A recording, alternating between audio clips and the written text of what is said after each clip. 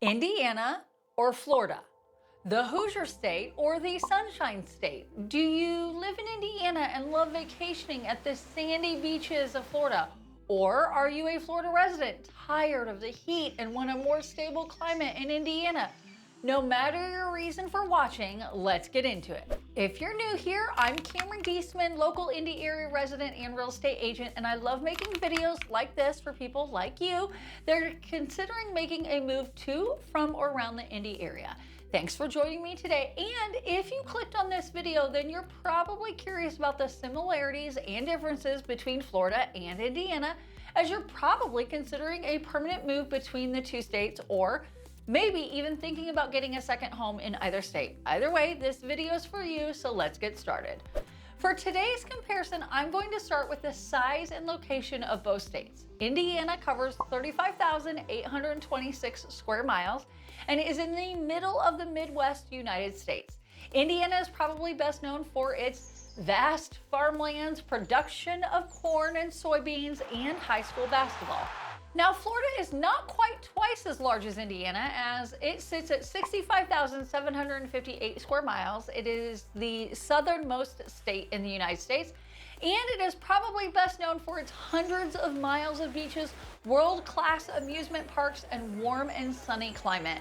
At least, that's what I think of Florida when I think about it. Now let's talk about the population of both states. According to the census.gov, the population of Indiana was 6,862,199 as of July 1st, 2023.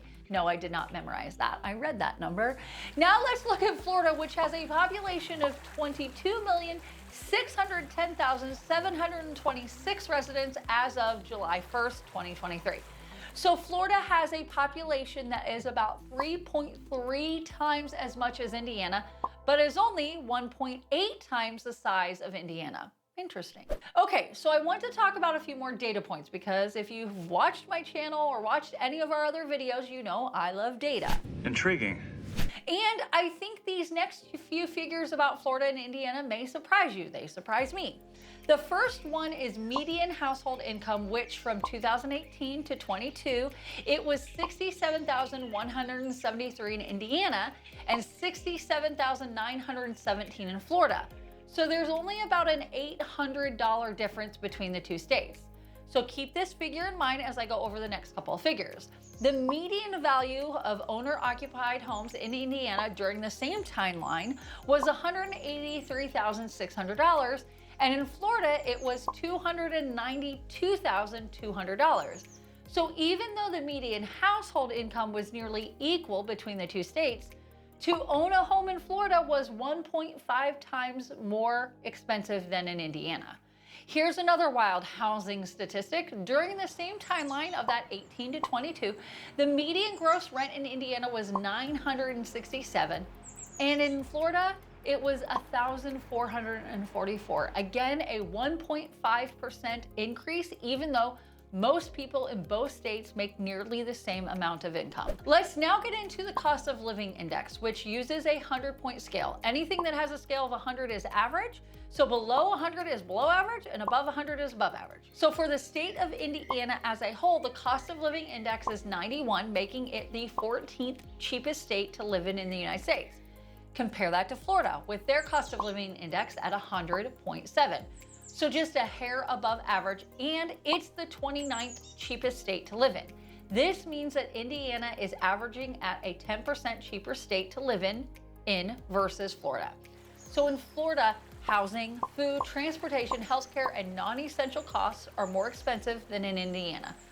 The only thing more expensive in Indiana are utilities. Compare this to the video I did on Indiana versus California, and California is the 4th most expensive state to live in, and everything there is much more expensive than in both Indiana and Florida. I'll go ahead and link that video below as well.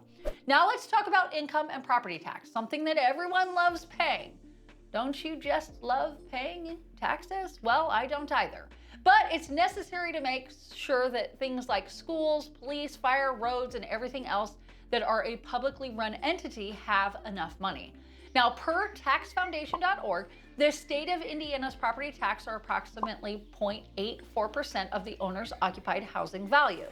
In Florida, property tax are approximately 0.91%. So both states are very close in regards to property tax, but that's not the case as far as income tax go. In the state of Florida, there is zero income tax versus Indiana, which has a 3.15% income tax rate. That's a pretty big difference. Now, as far as sales tax go, Indiana has a 7% sales tax rate, but no local tax, where Florida has a 6% sales tax rate with an average of 1% local tax. So both states come out to about 7% combined sales tax. So there's a draw. All right, so now that I've gone through all of those statistics, many of which may take a second time watching just to even understand, I want to say that one of the main reasons why I wanted to make this video is because I have a lot of clients just like you that are either moving from the state of Indiana to Florida, or moving from the state of Florida to Indiana, or in some cases, I have clients that want to have homes in both states. Honestly, the biggest reason I hear from our clients that want to move from Indiana to Florida is weather.